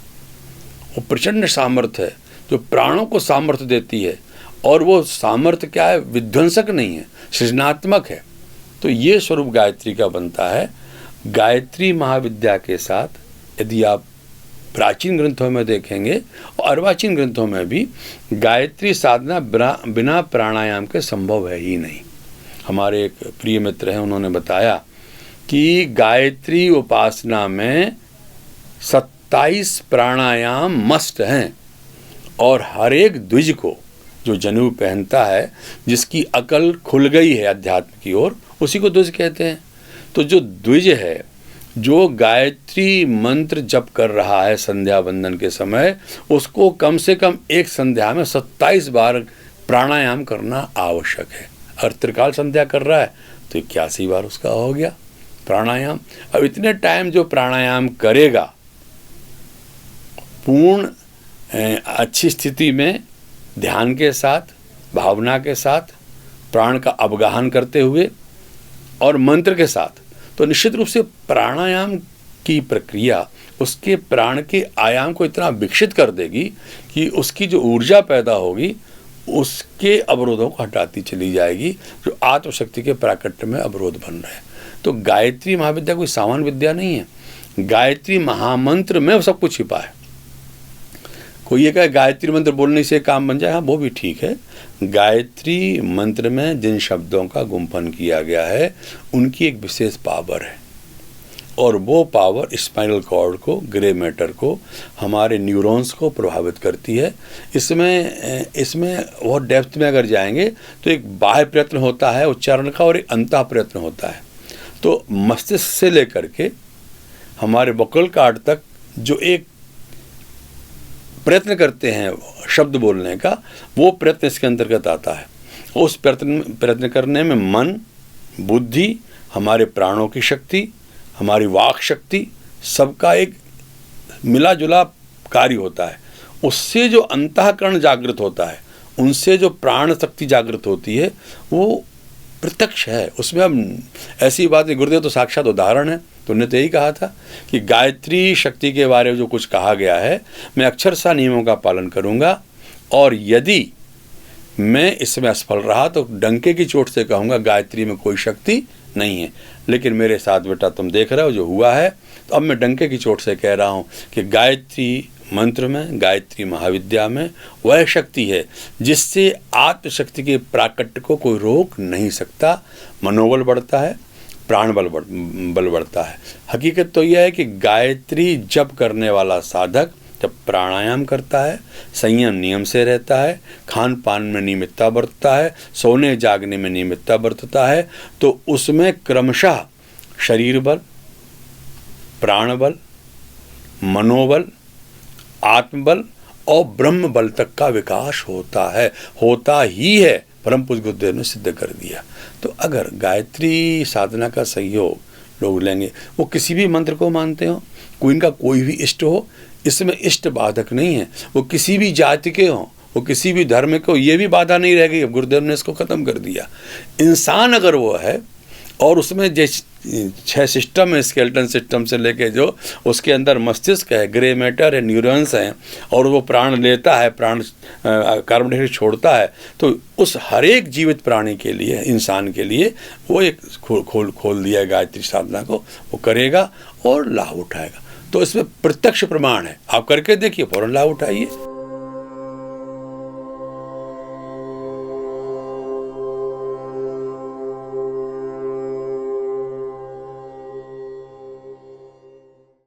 आपने अन्न खाया, एनर्जी मिली, फिर आपने व्यायाम किया। व्यायाम करने से क्या होता है? एनर्जी वेस्ट हो रही है कि गेन हो रही है? पावर खत्म हो रही है कि आ रही है? ये प्रत्यक्ष है ना कि हम जब व्यायाम करते हैं, डंबल उठा रहे हैं तो हमारी एनर्जी वेस्ट हो रही है, लेकिन डंबल उठाने से क्या हो रहा? हमारी शक्ति शरीर की बढ़ रही, घट नहीं रही है। तो जब शारीरिक स्तर पर इस प्रत्यक्ष है, तो उस स्तर पर क्यों नहीं होगा? हम मन की शक्ति खर्च कर रहे हैं तो ना, मन की शक्ति का विकास कर रहे हैं। आपको मालूम है, हार्ट मर जाता है और मस्तिष्क नहीं मरता है तो सरवाइव होने की चांसेस रहते हैं। फिर हार्ट बीट को बढ़ा के, नकली ढंग से दबा के, चूँकि दिमाग जिंदा है तो दिल को फिर जिंदा कर लेते हैं। तो दिमाग की पावर बढ़ती है। कैसे? अच्छा ये बताइए आप, अध्ययन करने से मस्तिष्क की शक्ति घटना चाहिए कि बढ़ना चाहिए? तो अगर अध्ययन करने से मस्तिष्क की शक्ति, थकावट तो आएगी लेकिन मानसिक शक्ति घटेगी नहीं। हाँ, ये भी हो सकता है नींद आ गई पढ़ते पढ़ते, अरे यार मन में कहीं लग नहीं रहा, थक गया है। मन थकता नहीं है, वो इतना और शक्तिशाली होकर आगे आता है। तो एक क्षण मोटी बुद्धि से सहज क्रम में सामान्यता, आपने बहुत अच्छा प्रश्न उभारा है। लगता है कि शक्ति खर्च हो रही है, पर वास्तव में वो शक्ति को प्राप्त करने की एक व्यायाम है। एक और उदाहरण इसमें ले सकते हैं कि देखो, शरीर में शक्ति भरी पड़ी है, यूनिवर्स में शक्ति भरी पड़ी है, कहीं से शक्ति हमको कमी है ऐसी नहीं है।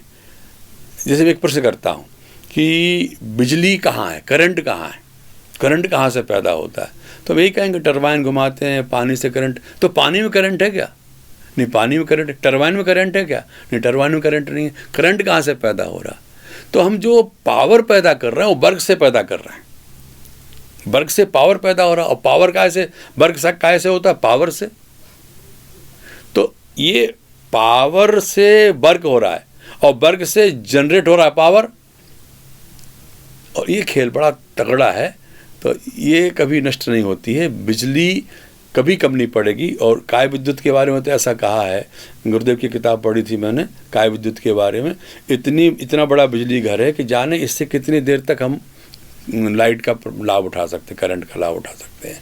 तो और यहाँ मान लो कम भी पड़ जाए, इसका स्रोत तो अनंत से जुड़ा है, चेतना अनंत है, हमारी आत्मा अनंत है। अब तो मन को भी हम जुड़ा हुआ मानते हैं, अब तो ये हमारे साइकोलॉजिस्ट भी स्वीकार करने लगे हैं। तो शक्ति कम नहीं पड़ती है, निरंतर हमारी बढ़ती रहती है। जैसे करंट हम जहाँ से मिल रहा है हमें नहीं मालूम, करंट कहाँ भरा पड़ा है, पर हमने पैदा कर लिया और काम चला रहे हैं। उसी तरह से हमारी आत्मशक्ति बढ़ती जाती है।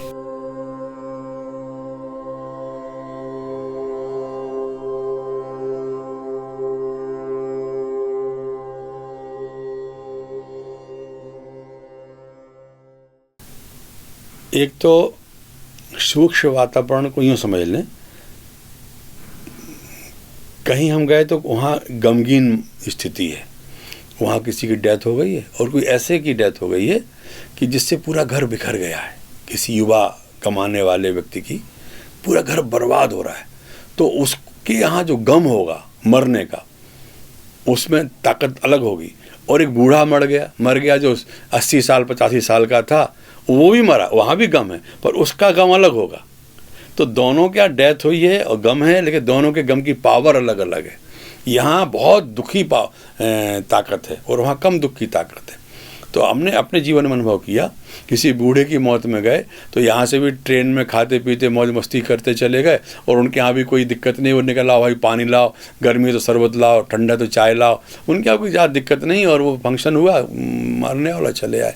लेकिन कहीं ऐसी जगह जाना पड़ा जहाँ पूरा घर बिखर गया।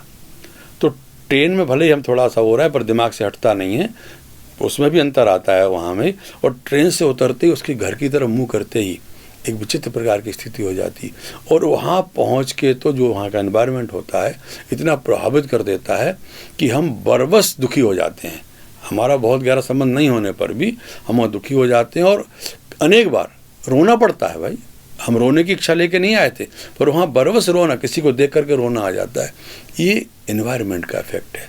शैतानी बच्चे कर रहे हैं, और ऐसे बच्चे कॉलेज लाइफ में हमने देखे हैं जो कभी शैतानी नहीं करते थे, पर उन्होंने कहा स्टूल तोड़ो, कुर्सी तोड़ो, स्ट्राइक किया, और वो बच्चे भी पत्थर मार दिए जिन्हें कहीं पत्थर शायद किसी उठा ही नहीं होगा। तो ये जो सूक्ष्म वातावरण का प्रभाव है, ये तो बहुत छोटा उदाहरण दे रहा हूँ मैं, बहुत कमज़ोर उदाहरण दे रहा हूँ, पर एक कंसेप्ट मिल सकता है। इसी तरह से व्यक्ति के सोच से, व्यक्ति के विचार से, व्यक्ति की भावनाओं से वातावरण पर प्रभाव पड़ता है। ये सिद्ध हो रहा है इससे, और ये भी सिद्ध हो रहा है कि वातावरण का प्रभाव किसी दूसरे व्यक्ति के मन पर भी पड़ता है। तो अन्योन्याश्रित संबंध है ये। अगर इसमें झगड़ा चल सकता है कि भाई वातावरण पहले बिगड़ा कि व्यक्ति पहले बिगड़ा, तो ये तो झगड़ा करते रहिए। पर अभी स्थिति ये है कि अब सुधरे कैसे। तो सुधरने का तरीका तो यही है कि व्यक्ति अपने आत्मशक्ति से सूक्ष्म वातावरण को भी ठीक करने की सामर्थ्य रखता है। यदि व्यक्ति हर व्यक्ति सोच ले कि हमें वातावरण को ठीक करना है, तो कोई संशय नहीं है कि एक साथ सब सोचेंगे और वातावरण ठीक हो जाएगा, होना ही पड़ेगा। एक सूत्र और एक नारा गुरुदेव दिए हैं, सतयुग आएगा कब, जन जन चाहेगा तब। जब तक प्रत्येक मानव के मन में ये बात नहीं आएगी कि इन्वायरमेंट बदलना चाहिए, सूक्ष्म वातावरण बदलना चाहिए, दुनिया के लोगों की सोच क्रियाएं बदलना चाहिए। अब देखो तो आप थोड़ा सा सोच लिया कि गंगा को साफ होना है तो उसमें लग गए, वातावरण में वृक्ष लगना चाहिए, वृक्ष में लग गए, करोड़ों वृक्ष लगा रहे हैं लोग, तैयारियां कर रहे हैं। तो जब आदमी ठान लेता है तो इन्वायरमेंट को बदलने की भी सामर्थ्य उसमें है। पर यहाँ एक बात और बता दूँ आपको, इन दिनों ऐसी परिस्थितियाँ आने वाली हैं कि सूक्ष्म वातावरण अचानक बदलेगा। ईश्वरीय इच्छा कह लीजिए या काल की घटना कह लीजिए, अचानक परिवर्तन आए हैं और आदमी जाने क्या से क्या हो गया है। हाँ, उसमें होता कहीं ना कहीं बीज रूप में है, वो बीज रूप में है, इसमें दो राय नहीं। एक उदाहरण कोई हमको दे रहा था अभी कि अब पानी बरसा लेते हैं तो कुछ बोते हैं वातावरण में, और वहाँ पहले से जो पानी तो पहले से है पर वो बरसा नहीं है, तो तो वहाँ कुछ उन्होंने कर दिया और पानी बरस जाता है। कई जगह प्रयास कर रहे हैं और बादल को हटाने के प्रयास भी सफल हो रहे हैं।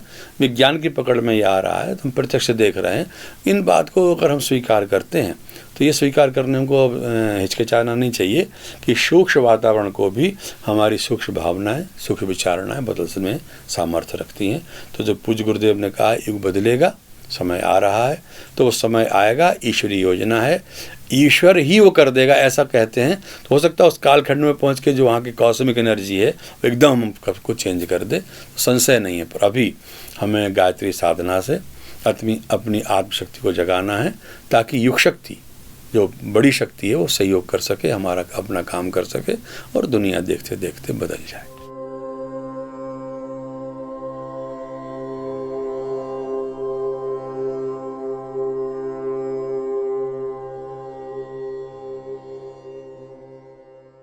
गुरुदेव ने एक बार कहा कि बेटे मैं तो मुर्गा हूँ, बोर होने वाला है, मैं बांग लगाने आया हूँ, और मेरी आवाज़ सुन के मेरी बिरादरी के जो पक्षी हैं वो सबसे पहले मेरी आवाज़ सुनेंगे, जागेंगे और चींची चींची करके सबको बता देंगे कि बोर होने वाला है। और ये है तो यहाँ एकदम स्पष्ट हो गया, परिवर्तन करने अवतारी चेतना नहीं आई है।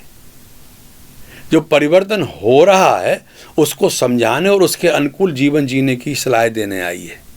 भगवान कृष्ण ने यही कहा, अर्जुन तू क्या समझता है, ये सब हो चुका है, देख। और उन्हें विराट रूप में दिखा दिया, ये सब मर चुके, इनको काल महाकाल खा चुका है, तो ये तो हो चुका है। अब मैं समझाने आया था, दुर्योधन को भी समझाया, तुमको भी समझ, तुम लोग समझ गए हो, दुर्योधन समझ नहीं रहा है। तो जो नहीं समझ रहा है वो मेरा कोई दोष नहीं है, वो तो जो काल की रचना है, कालखंड जो है वो तो इनको समाप्त करने की ठानी चुका है, तो मर ही चुके हैं, ये तो घटना घटनी है बस। तो अवतारी चेतना आगाह करती है और जो सुधरना चाहते उसकी आवाज़ सुनते हैं, उनको सलाह देती है और सहारा देती है। और ना केवल सहारा देती है, अवतारी चेतना की आवाज़ सुनकर के जो उसके निकट आ जाते हैं उनको संरक्षण देती है। उनको फिर ये सुनिश्चित मान लेना चाहिए कि उनको अब मरना नहीं है, उनका नुकसान नहीं होना है, उनका उत्थान ही होना, उनका कल्याण ही होना है।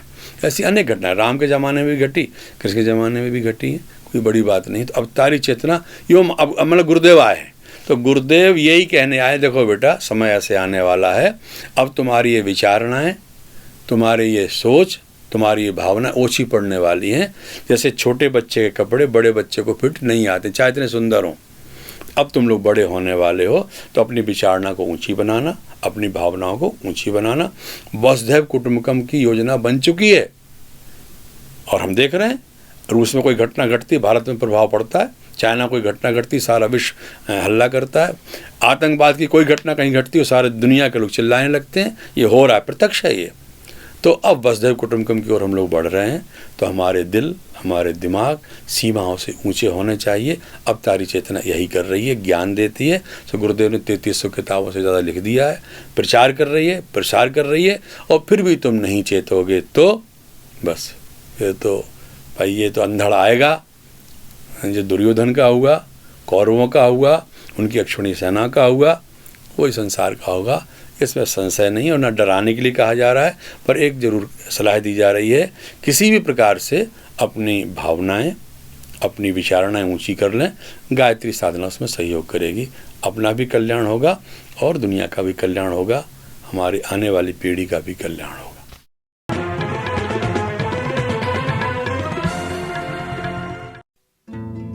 अखंड ज्योति।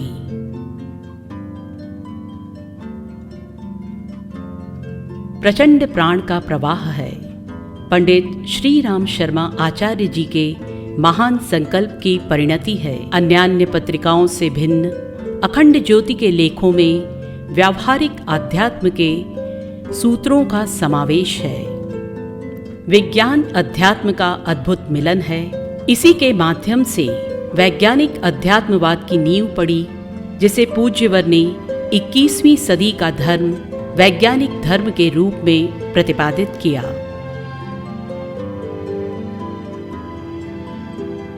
आशा की किरण है। निराशा और आस्था संकट के इस युग में अपनों से अपनी बात के माध्यम से आत्मीयता का विस्तार है।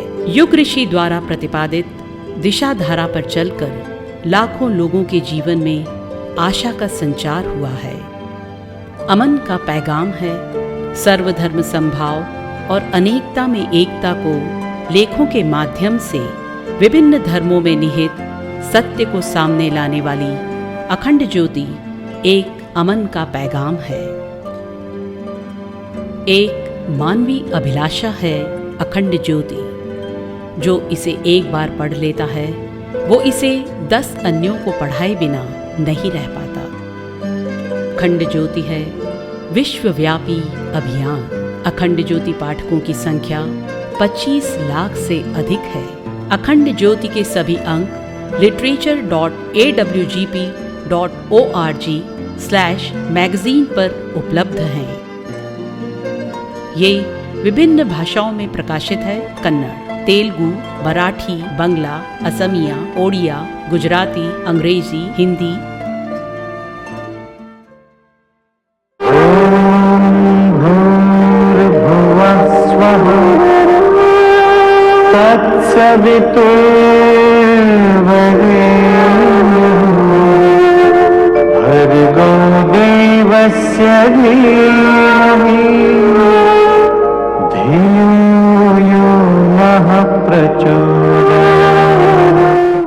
उत्तम अंगों से शोभा पाने वाली राजकुमारी, आपके धर्म पालन से हमारा हृदय गदगद हो गया। अपने कल्याण के लिए कोई भी वर मांगिए, हम देने को तैयार हैं। आप दोनों मुझे वर देंगे? हाँ देवी। हमारे भूमंडल के गुरु परम ब्रह्म ज्ञानी महामहर्षि दधीची ने कहा था कि शाप से डरना नहीं, पाप करना नहीं एवं कर्तव्य विमुख होना नहीं। कैसा कर्तव्य? देवी, हम देवताओं के वैद्य हैं। आपके पति को आंखों की ज्योति देने की योग्यता हम में है। क्या? हाँ, यदि स्वीकार हो तो अपने पति से पूछकर बताइए, अन्यथा हमें कर्तव्योचित होने का दोष लगेगा। देवी, हम एक घड़ी तक आपकी यहीं प्रतीक्षा करेंगे। चाहिए? आप प्रतीक्षा करें, मैं अभी आई।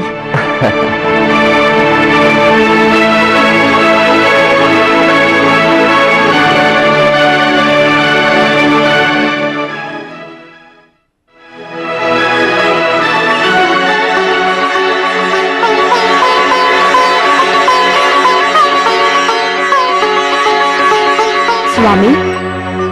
सुकन्या, तुमने सरोवर पर बहुत देर लगा दी, क्या कर रही थी वहां? नाथ, इसे मैं अपना भाग्य कहूं या दुर्भाग्य? क्या हुआ? कुछ अप्रिय घट गया क्या?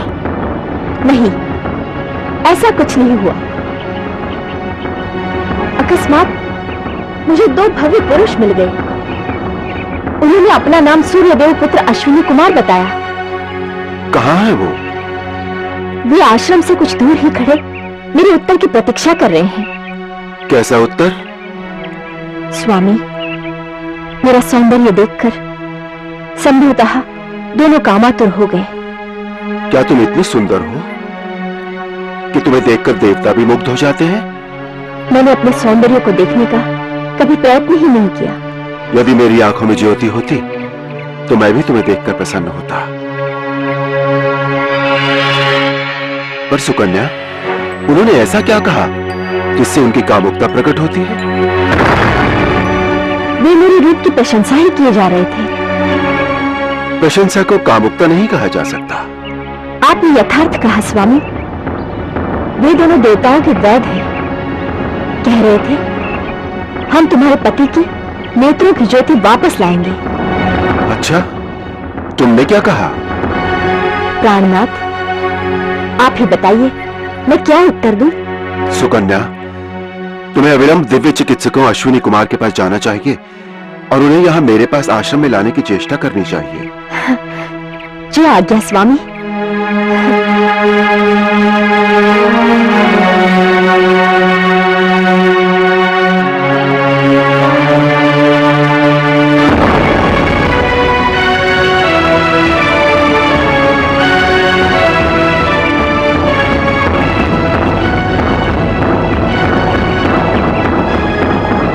स्वामी, सूर्यपुत्र अश्विनी कुमार पधारे हैं। प्रणाम अश्विनी कुमारों। कल्याण भव महर्षि। मुनिवर, हम देवताओं के वैद्य हैं। मेरी भार्या सुकन्या ने मुझे सब कुछ बता दिया है। मेरे भाग्योदय के कारण ही संभवतः आपका इस आश्रम में पदार्पण हुआ है। मुनिवर, भगवान विष्णु हमारे चिकित्सा गुरु हैं। उन्हीं के उद्देश्य एवं आदेश द्वारा हम यहाँ उपस्थित हुए हैं। और उन्होंने हमसे कहा कि यदि तुम्हें कोई रोगग्रस्त प्राणी मिल जाए तो उसका उपचार किए बगैर वहां से जाना महापातक होता है। धन्य है आपके गुरु विष्णु और धन्य है आप दोनों भी। और हाँ मुनिवर, हम आपके उपचार हेतु यहाँ उपस्थित हुए हैं। अहो भाग्य, कब करेंगे उपचार? शुभ से शीघ्रम। मुनिवर, आपके इस वन में भांति भांति की जीवनदायिनी जड़ी बूटियां हैं। हम उन्हीं जड़ी बूटियों से आपका उपचार करेंगे। कृपया ले जाइए।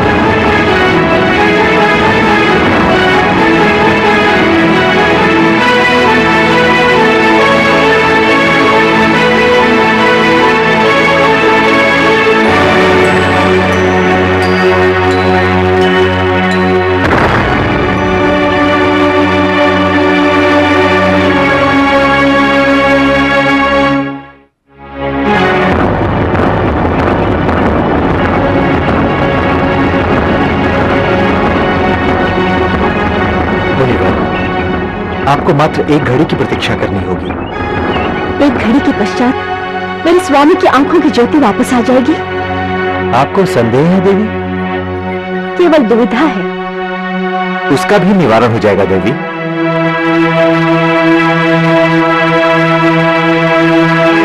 हे मां पराशक्ति, हे मां गायत्री, हे मां सर्वव्यापी, हमारे प्रयोग सफल करा दो माती।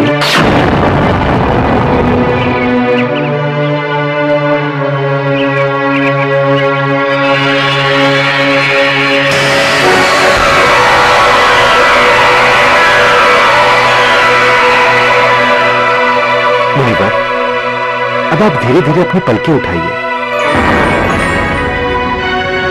अपने नैनों की ज्योति जगाइए मुनिवर, प्रयास कीजिए। आंखें खोलिए। आप देख सकते हैं मुनिवर। हाँ मुनिवर, आप देख सकते हैं।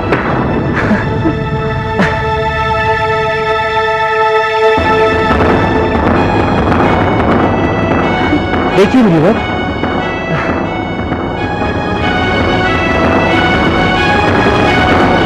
हमें देखिए। मैंने तुम दोनों का चमत्कार देख लिया सूर्यपुत्र। मैं सब कुछ देख रहा हूं, स्पष्ट देख रहा हूं। मुनिवर, तो इन्हीं पहचानिए।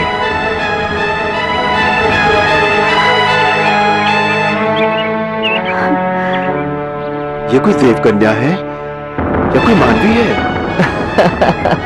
मुनिवर, ये भाग्यवंती महाराज शयाद्री की पुत्री सुकन्या है और ये आपकी धर्मपत्नी है। स्वामी, आप देख सकते हैं मेरे तो भाग्य ही जाग गए। परंतु मेरे भाग्य सो गए। सूर्य पुत्रों, मैं आंखें पाकर भी पछता रहा हूं। इससे तो अच्छा रहता कि मैं अंधा ही होता। ऋषिवर, देव कन्याओं को लज्जित करने वाली तरुण सुंदर युवती का बूढ़ा पति मैं, कितना स्वार्थी, कितना पतित हूं मैं। इसकी सारी आकांक्षाओं, सारी उमंगों का हत्यारा हूं मैं। क्या मैं गर्व से कहूं कि मैं एक जवान राजकुमारी का पति हूं? धिक्कार है मुझ पर, धिक्कार है मुझ जैसे स्वार्थी पुरुष पर। स्वामी, आपके मुख से पश्चाताप के स्वर क्यों निकल रहे हैं भला? अश्विनी कुमारों, ये अपने पतिव्रत धर्म का पालन करते हुए अपने प्राण त्याग देगी, पर मुझे नहीं त्यागेगी। मैं एक तपस्वी अपराधी बनकर इसका शोषण नहीं करूंगा। नहीं नाथ। आप ही बताइए मैं क्या करूं? एक समाधान है मुनिवर। क्या समाधान है सूर्य कुमारों? शीघ्र बताइए देवताओं। हम आपके उन वृद्ध पति को तरुण और सुंदर बना देंगे। हाँ, आप दोनों मेरे पति को सुंदर और तरुण बना दीजिए। आप में सामर्थ्य है, मैंने आपका चमत्कार देखा है। मैं आप दोनों के पांव पड़ती, मेरे पति को जवान बना दीजिए। ऋषिवर, हम आप पर एक दूसरा प्रयोग भी करेंगे। क्या इच्छा है? मैं तैयार हूं। और आप देवी सुकन्या? अपनी पातिव्रत धर्म की रक्षा के लिए मैं अपने प्राण भी अर्पण कर दूंगी। उसकी आवश्यकता नहीं पड़ेगी देवी। आपने तो हमारी परीक्षा ले ली, अब हम आपकी परीक्षा लेंगे। सहर्ष मेरी परीक्षा ले लीजिए। मुनिवर, हम दोनों भाई सिद्ध योगियों द्वारा बनाए गए कुंड में प्रवेश करेंगे और आप हमारे साथ प्रवेश करेंगे। हम तीनों एक संग डुबकी लगाएंगे। पानी से बाहर आने पर हम तीनों का रूप एक समान होगा।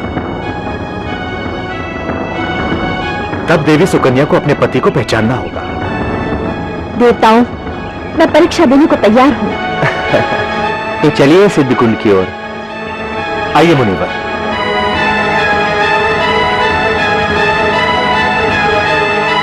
नारायण नारायण।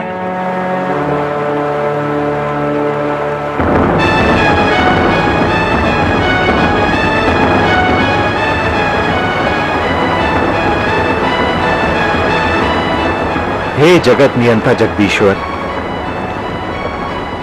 सर्वेश्वर महागुरु विष्णुदेव, हमारे प्रयोग सफल कीजिए। मुनिवर,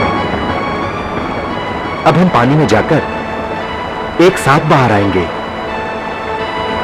और उसके पश्चात हम तीनों का रूप एक जैसा हो जाएगा और तब हम तीनों में से देवी सुकन्या को अपने सही पति को पहचानना होगा।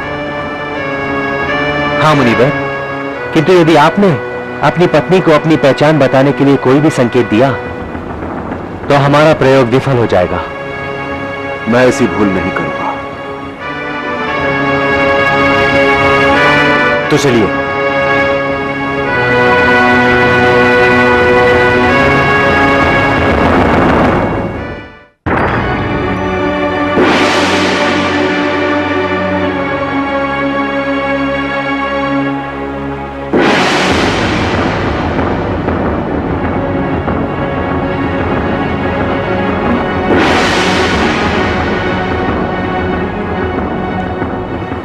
तीनों के रूप एक जैसे हैं।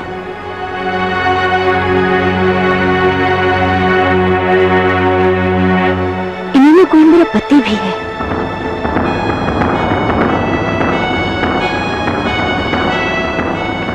परंतु इन्हें पहचानो कैसे?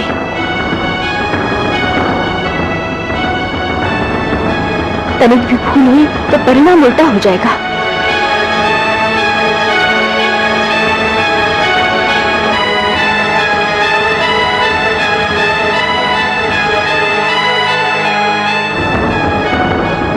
पराशक्ति वेद माता गायत्री, विष्णु प्रिया लक्ष्मी, मां सरस्वती, मैं तुम्हारे प्रत्येक रूप को कोटि कोटि प्रणाम करती हूँ। इस चराचर जगत की रचना तुमने की है, ब्रह्मा विष्णु महेश की तुम ही जननी हो, इसलिए अनुमोदन करती हूँ। हे त्रिपुर सुंदरी, ये देवता कपट जाल फैलाए हुए हैं, मैं विस्मय में पड़ गई हूँ। मैं तुम्हारी शरण में हूँ, दर्शन दो माँ, दर्शन दो। पुत्री सुकन्या,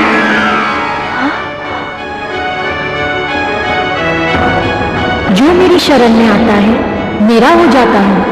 मुझे संकट से उबारो माँ, मेरा पातिव्रत धन घोर विपत्तियों के चक्रव्यूह में फंस गया है। साध्वी सुकन्या, मैं तेरे पातिव्रत धर्म से परिचित हूँ। तू श्रेष्ठ पतिव्रताओं में से एक है। ध्यान से देख, तुझे दोनों अश्विनी कुमारों में तेरा पति भिन्न दिखाई देगा। वो कैसे माता?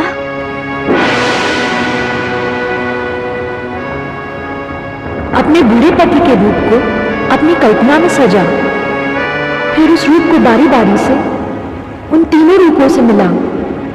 जिस रूप में वो बूढ़ा रूप समा जाएगा वही तेरा पति है।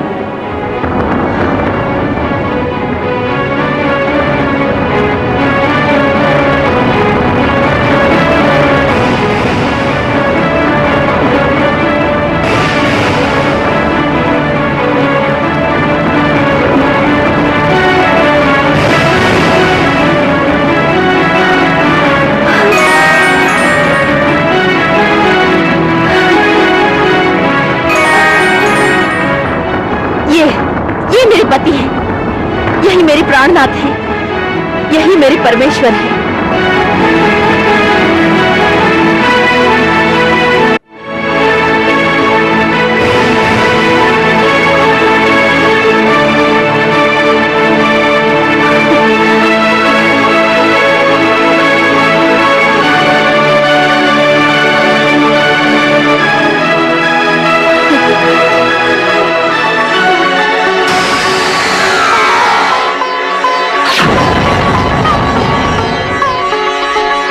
धन्य हो देवी सुकन्या,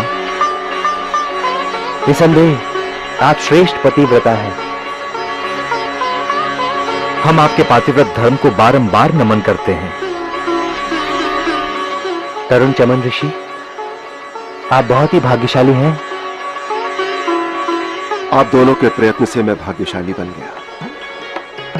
आपने मेरा बहुत बड़ा उपकार किया है। सर्वोत्तम सुंदरी भार्या के होते हुए भी मैं कोई सुख नहीं पा रहा था। मन में असंख्य दुख झेल रहा था। एक असहाय की तरह अपना जीवन व्यतीत कर रहा था। किंतु ऋषिवर, अब तो आप असहाय नहीं, सामर्थ्यवान बन गए हैं।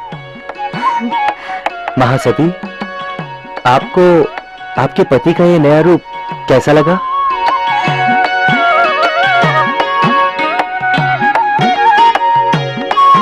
देवता तुल्य, मुनि नहीं राजकुमार प्रतीत हो रहे हैं। मैं जन्म जन्मांतर तक आप दोनों की ऋणी रहूंगी। देवी, अब तो आपको किसी प्रकार की दुविधा नहीं ना? नहीं, आप दोनों के प्रति असीम श्रद्धा हो रही है। हमारा कार्य संपन्न हुआ, अब हमें प्रस्थान करने की आज्ञा दीजिए। सूर्य कुमारों, हमें भी अपना उपकार करने का अवसर प्रदान कीजिए। मुनिवर, ये तो उपकार का व्यापार हो जाएगा। उपकार के बदले उपकार व्यापार नहीं, सद्व्यवहार होता है। उपकारी पुरुष के उपकार का बदला प्रतिफल देना साधुता है। अब दोनों के ऋण से मुक्त होने के लिए मैं आपको वो पदार्थ दे सकूंगा जिसकी आपको कामना है। ऋषिवर, पिताश्री के आशीर्वाद से हमारे सारे मनोरथ पूर्ण हो गए, किंतु देवताओं के साथ पंक्ति में बैठकर सोमरस पीने की कामना हमारी पूर्ण नहीं हुई। जब भी रस पीने का अवसर आया तो देवताओं ने हमें वैद्य मानकर निषिद्ध कर दिया। यदि आप में कोई ऐसी शक्ति है तो हमारी अभिलाषा पूर्ण कीजिए। हाँ ऋषि,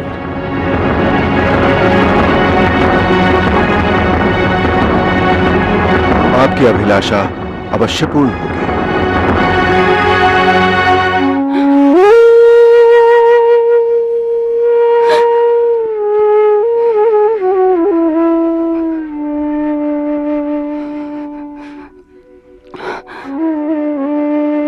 महारानी, आपकी आंखों में आंसू?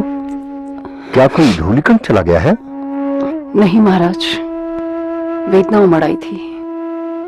वेदना? हाँ महाराज,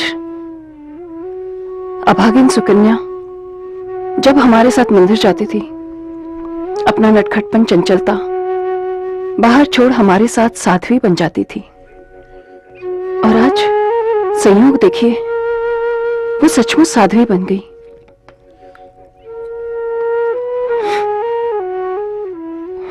ये सब उसके प्रारब्ध का दोष है महारानी। न जाने पूर्व जन्मों में उसने कौन सा पाप किया होगा। प्रभु ही जाने। महाराज, आपने उसे एक अंधे मुनि को सौंप दिया। आज तक आप उसे एक बार देखने भी नहीं गए। उसकी सहेलियां मुझसे पूछती हैं, महारानी राजकुमारी सुकन्या का क्या समाचार है। मैं उनके प्रश्नों के उत्तर नहीं दे पाती महाराज। आपके पास है उत्तर? नहीं महारानी, हमारे पास कोई उत्तर नहीं। महाराज, सोच सोचकर मेरा कलेजा फटने लगता है। सुकन्या बड़ी होकर कभी कभी मेरी गोद में सो जाया करती थी। मैं कहती थी, जा बेटी शैया पर सो जा। वो मुझसे कहती थी, मां, जो सुख जो आनंद आपकी गोद में मिलता है वो शैया पर नहीं मिलता। आज तो वो कांटों और घास फूस की गोद में सोती होगी।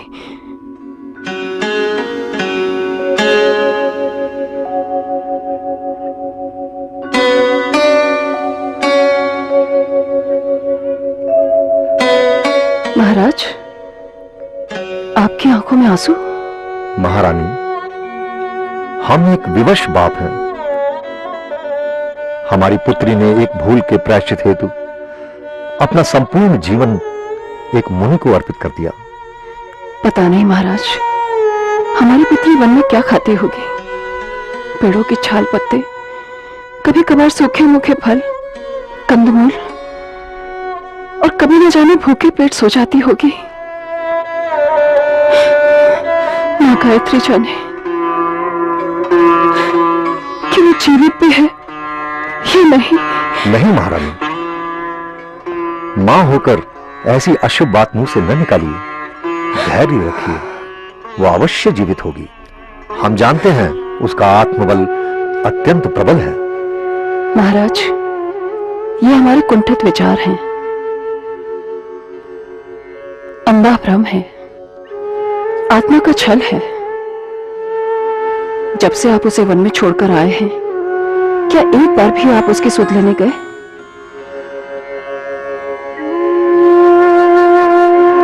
नहीं गया। महाराज, मेरी आपसे हाथ जोड़कर विनती है, उसे एक बार यहां ले आइए। महारानी, हमारी कन्या भावुक है। वो च्यवन ऋषि की असुविधाओं का ध्यान कर यहां आना अस्वीकार कर देगी। हम स्वयं ही उससे मिलने वन चलेंगे। महाराज,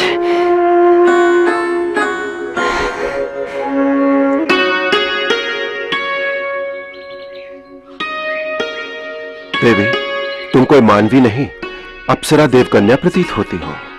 स्वामी, वन में सिवाय पशु पक्षियों की कोई नहीं है।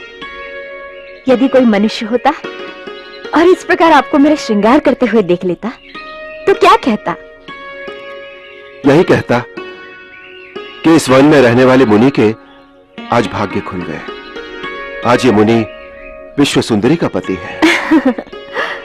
वो ये भी अवश्य कहता, कितनी भाग्यशाली है सुकन्या, जिसे देवताओं जैसा सुंदर पति मिला है। मिला ही नहीं, बूढ़े से जवान हो गया है। सुलोचने, तुमने अपने पातिव्रत, धर्म, निष्ठा और सेवा से मुझे एक नया जीवन दिया है। ये चमत्कार तो उन देव वैद्य अश्विनी कुमारों का है। वे दोनों गायत्री माता की कृपा से यहाँ आए थे। सत्य कह रही हो मृदुले, तुम्हें पाकर मैं पूर्ण हो गया हूं। और आपको पाकर मैं संपन्न हो गई हूं।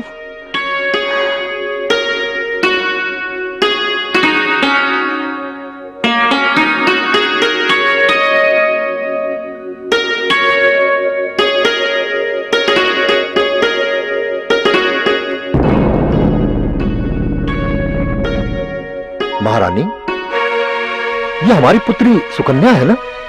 हाँ महाराज, वही है।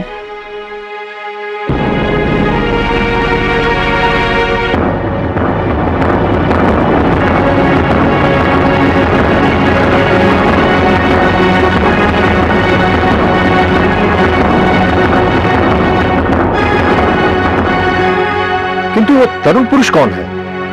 देव कुमार जैसा दिखाई देता है। महाराज, वो बूढ़े चमन ऋषि कहाँ हैं? दिखाई नहीं देते। बूढ़े चमन ऋषि कहीं स्वर्गवासी तो नहीं हो गए? महारानी, कहीं हमारी पुत्री ने कोई लोक निंदा कराने वाला कोई ऐसा दुष्कर्म तो नहीं किया? मुझे भी संदेह हो रहा है महाराज, कहीं सुकन्या ने दूसरा पति तो नहीं चुन लिया? मुझे भी ऐसा ही संदेह हो रहा है। कोई कितना भी शांत चित्त, निर्धनी क्यों न हो, कामदेव की पीड़ा से बचना असंभव है।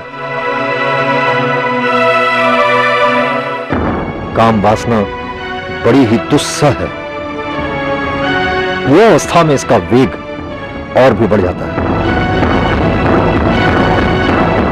पवित्र मनुवंश में इस कन्या ने हम पर अमिट कलंक लगा दिया। जिसकी ऐसी नीच कर्म करने वाली पुत्री हो, उसके मां बाप को धिक्कार है।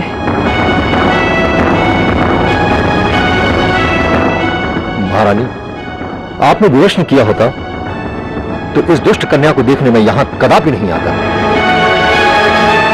महाराज, आपने भी तो नेत्रहीन ऋषि से अपनी पुत्री का विवाह कर दिया। हाँ, मैंने जैसा कर्म किया है उसी का फल भुगत रहा हूं।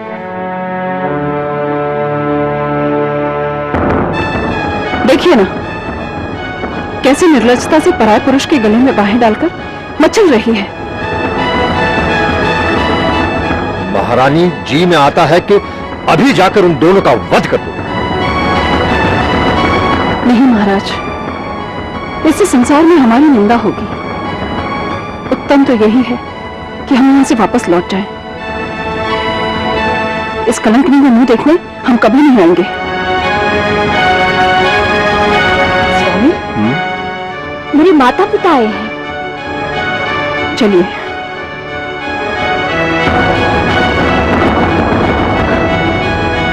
परंतु वो दोनों तो जा रहे हैं। उन्हें रोको प्रिय। हाँ,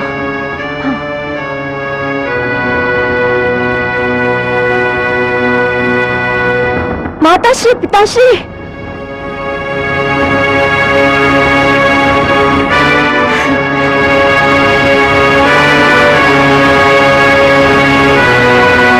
पिताश्री। रुक जाओ,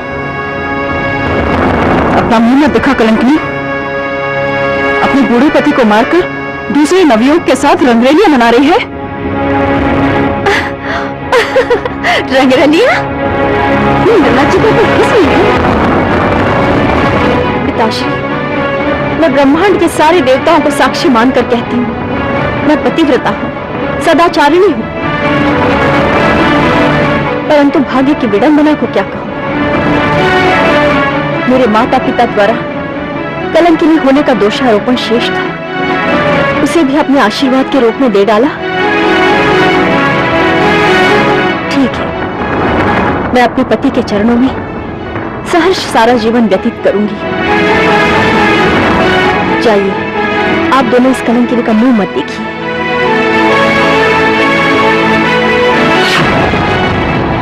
नारायण नारायण। देवर्षि, आपके चरणों में कोटि कोटि प्रणाम। अखंड सौभाग्यवती भव। प्रणाम देवर्षि। आयुष्मान भव। प्रणाम देवर्षि। आयुष्मान भव। नारायण नारायण। विचित्र संयोग है महाराज। ब्रह्म विनाश का सदैव कारण बना है। आपकी पुत्री को मैंने अखंड सौभाग्यवती होने का आशीर्वाद दिया। जानते हैं क्यों? नहीं मुनिवर। इन्हें ध्यान से देखिए, पहचानिए। ये सुंदर तरुण पुरुष और कोई नहीं, स्वयं ऋषि च्यवन है।